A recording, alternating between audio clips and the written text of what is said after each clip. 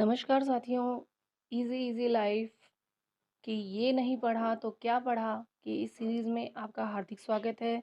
हम कक्षा 6 हमारा राजस्थान के चैप्टर 5 आज़ादी से पूर्व सरकार का स्वरूप का अध्ययन करने वाले हैं।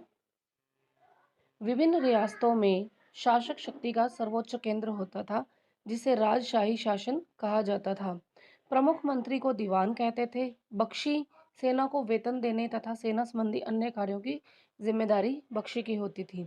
और खजांची खजांची किसे कहते थे? जो आमदनी और खर्च के हिसाब को संतुलित रखता था। इसी तरह से परगना अधिकारी राज्य परगनों में विभक्त था। परगने में शांति व्यवस्था बनाए रखने का काम परगना अधिकारी करता था। ग्राम राज्य की सबसे छोटी इकाई होते थे और गांवों ग्राम राज्यों का जो प्रशासन था वो ग्राम पंचायतें चलाती थीं। इसी तरह से जागीरदारी व्यवस्था राजस्थान में जागीरदारी व्यवस्था विशेष तौर पर राजपूत काल में रक्त संबंध एवं कुलीय भावना पर आधारित प्रशासनिक और सैनिक व्यवस्था थी। महत्वपूर्ण प्रशासनिक पदों पर जागीरदारों की नियुक्ति की जाती थी और जो भाईचारे व सौहार्द व्यवस्था पर आधारित था।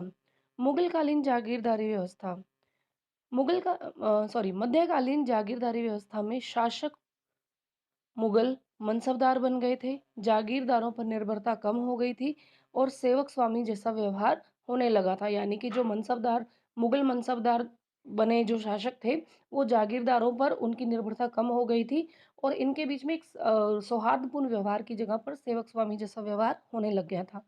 जागीर पट्टे ये वो पत्र होते थे जिसमें शासक द्वारा प्रदान की गई जागीर का उल्लेख होता था। अंग्रेजों का शासन जब भारत में हुआ तो भारत दो हिस्सों में विभाजित था, जिसे एक ब्रिटिश भारत कहा जाता है और एक रियासती भारत कहा जाता है। ब्रिटिश भारत भी 11 प्रांतों और कुछ केंद्र शासित प्रदेशों में विभक्त था। सभी प्रांतों के अलग अलग गवर्नर थे जो भारत के गवर्नर जनरल के प्रति उत्तरदायी थे। 1857 की क्रांति के बाद ईस्ट इंडिया कंपनी का शासन समाप्त हो गया था और भारत पर प्रशासन का अधिकार ब्रिटिश ताज और संसद के नियंत्रण में आ गया था। लॉर्ड कैनिंग को गवर्नर जनरल के साथ साथ भारत का प्रथम वायसराय नियुक्त किया गया था। 1935 का भारत सरकार शासन अधिनियम 1 अप्रैल 1937 में लागू हुआ था। राजस्थान का अजमेर मेरवाड़ा केंद्र शासित प्रदेश जो पहले विदेश एवं राजनीतिक विभाग के अंतर्गत आता था, उसका प्रशासन भारत सरकार के गृह विभाग के अंतर्गत लाया गया। अब इस क्षेत्र के सभी कानून संघीय कार्यपालिका द्वारा बनाए जाने लगे थे, ना कि गवर्नर जनरल द्वारा। इसी तरह से राजस्थान का एकीकरण 1948 में शुरू हुआ।